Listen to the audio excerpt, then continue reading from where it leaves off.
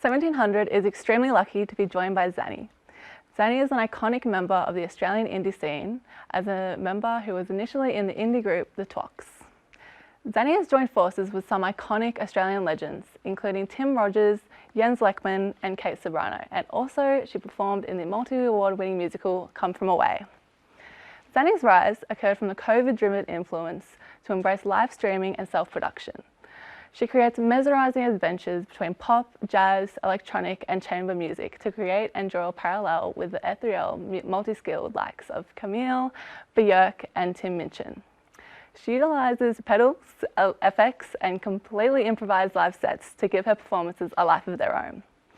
Zanny's debut album, From the Bottom of the Well, explored a brave, intimate and cutting exploration of personal growth, revelations and sadness from the rock bottom of 2020. In her upcoming album, An Inaccurate History of Electronic Dance Music, Zanny has created her own fictitious universe of dance, a place where she escaped over the hard months of lockdown. It's a personal interpretation of electronic dance evolution through the ages. 1700 is very lucky to be joined by Zanny, and we welcome her on the show. Thank you so much for having me. That's okay, welcome. We're very excited to have you and interview you about your new recent single, which was released last month, Dreaming of You. Yes. Did you want to tell me how your new single came about? Like, what was the songwriting process, the instrumental, all of that? Yeah, sure. So as you mentioned, in 2020, throughout lockdown, I went to live streaming. Being a very busy live performing musician, when the pandemic hit, it was a really difficult time for my mental health and for trying to connect with my own identity. So I needed to find some way to keep performing live, and I found the platform Twitch to live stream to twice a week, and I did that for 9 months. And obviously you can't play the same music over and over again because it gets very boring. So I had to change it up every week, and I'd set myself little challenges of only listening to one genre or one subgenre or one artist for a whole week, and then doing these live streams completely improvised. So making up the lyrics, making up all the melodies that I would do, and I just perform them on the spot. And anyway, this single was born out of one of those sessions where for 1 week all I listened to was disco. I really love disco. Same. And it made me feel very happy. And so I improvised a whole stream, like an hour and a half, and then I did another one, all just disco inspired. And this song was one of my favorites out of one of those streams. So I'd record each of the streams so that I could go back and rework them. And then I looked at the lyrics and refined them and edited them. And fast forward 2 years later, and I had kind of been done with that isolating experience and decided to collaborate. And so for each of my new singles that I'm releasing at the moment, I've worked with a different producer.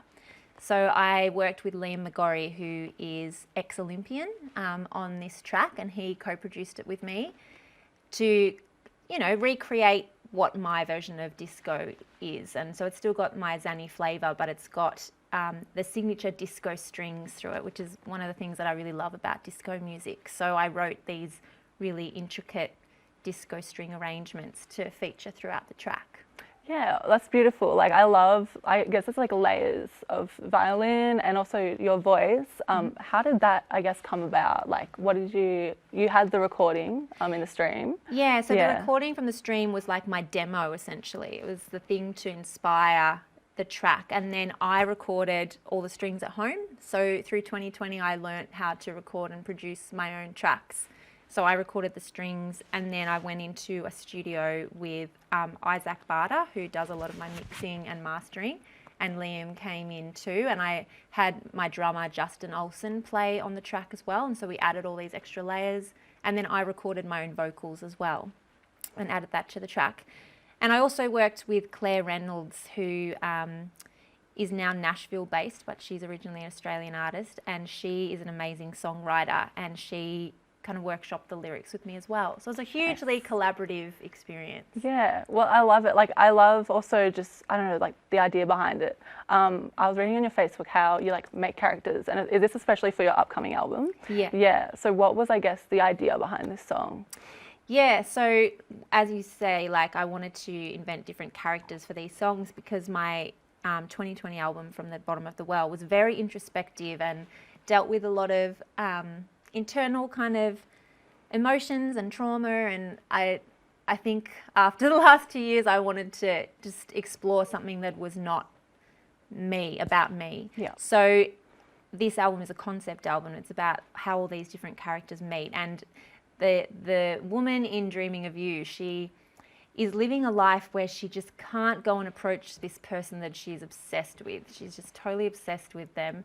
And she would rather just sleep and dream about this person, dreaming her life away every second, than go and approach them. And I kind of tied it in with the REM cycle and the waves of sleep, and then used the metaphor of the ocean. And yeah, just this really pathetic kind of story of just obsessing over someone but not doing anything about it. And Yeah. kind of went with the dreamy pop disco vibe I was going for. I guess it's relatable for a lot of people as well. Like everyone with their crazy crushes. It's, Yeah. I can't speak to them. But I love that you tied it with REM sleep as well. Yeah, Really theme. yeah, we've all been there, you know, where it's like, I don't know what it is. Just some people seem unapproachable, and Yeah. so you just fantasize about it. Yeah, and that's just like a character. Like, Yeah. is there some characters you resonate with, or is it more just like you try to create your own scenarios and characters? Well, I think actually when you imagine a character, like I haven't really written in this way before. Yeah. Usually my lyrics are very personal. This is the first time I've invented characters. Yeah. But because I can, create them out of ideas, I get very specific. Like I have backstories for all of them. I love that. And I kind of feel like that makes them more relatable. And there Yeah. are bits that I go, actually, there's parts of that is me too. And it kind of just makes it a bit more accessible and a common experience. Yeah. Nice. It's important to have that, I guess, in music. And I love it. I love the new single. Thank We're going to you. listen to it. After the break, we'll be coming back. We're going to be getting a performance from Zanny, but we're also going to ask her a bit more about the upcoming album and some of her performances upcoming. So stick around.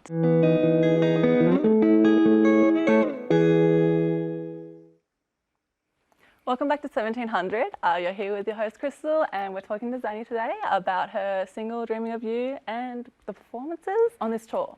So I wanted to kind of ask how your last tour was back in before 2020 or Yeah. early 2020, was it? Yeah, it was way before. Yeah. So going on tour, I went on tour all through July, and it was the first one for quite a few years, and it's just been amazing.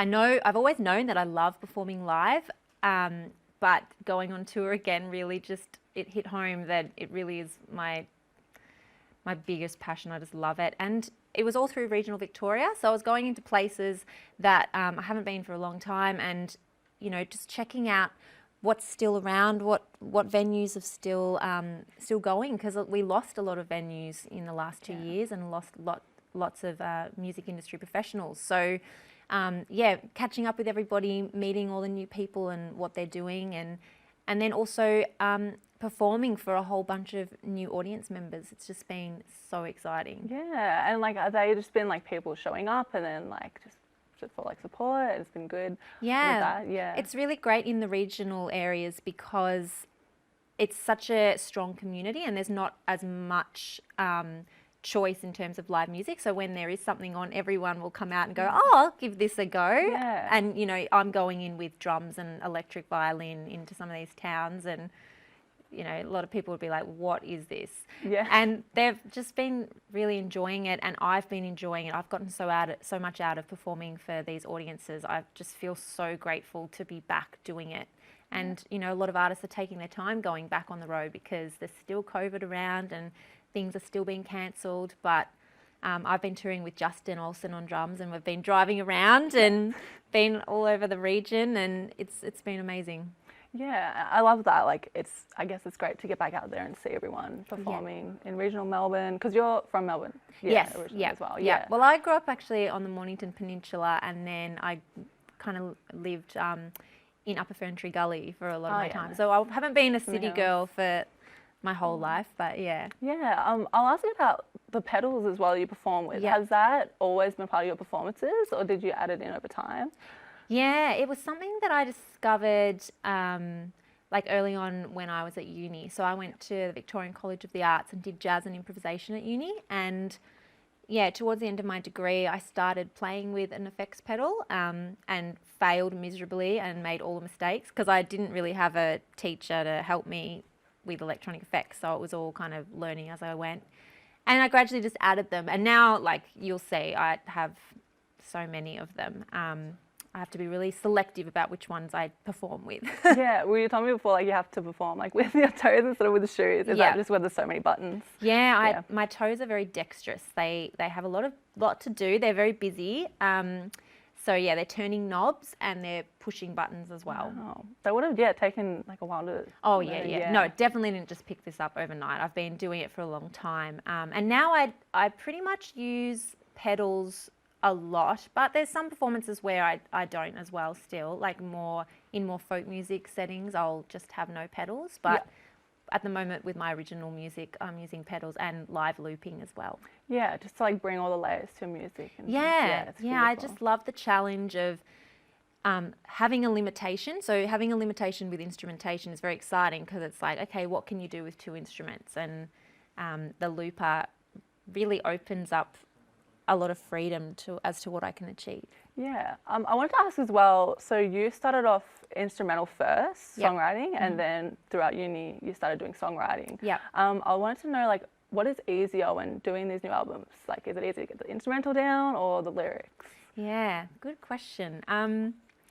I've always been someone who writes the music side first, and I've actually really enjoyed the process of writing songs for this album where I improvised it, like I had to make up songs on the spot because it's also in front of people, even it's on a live stream, there's people watching, so there's pressure and it brings out things that I don't expect. I have tried in the past writing lyrics first, but it hasn't really worked for me. I'm not that kind of a songwriter. Yeah. So yeah, I prefer to get the music side down first. More about like the flow and then getting like get the melodies, and then I just start saying nonsensical sounds and just making up words and yeah. It would have been fun on like the live streams to like see what you came up with. Yeah. Like, how can I get this back into a song? Exactly. Well, actually for Dreaming of You, I did sing Dreaming of You. Those words came out. So the chorus is pretty much close to the original. Amazing. And I wanted to ask as well, where, I guess, can we kind of keep up with you on your socials and things like that? Yeah. So I am mostly active on Instagram. My handle is Xani, XANI.K. And I really love Instagram, so I'm on there all the time. I have a mailing list as well. And I am also on Facebook, but I don't really hang out on there as much. I have a YouTube channel as well. And then I am on Twitch every now and again too. Yeah, still keeping up with that. Yeah. It's been a bit, because I've been touring, I haven't been on there as much. And Bandcamp is a really great place for people to go and buy music. I don't know if you've heard Bandcamp, but it's where you can support artists financially and the money actually goes direct to the artists. And I did a live stream on Bandcamp the other day actually too, so they're really supporting artists. Yeah, they're supporting artists. It's really cool. It's what you need in the industry. It is. Amazing. Well, awesome. Thank you, Xani. Thanks, we're really Crystal. excited to see you perform. After the break, we'll see you with your single Dreaming of You. Thank you so much.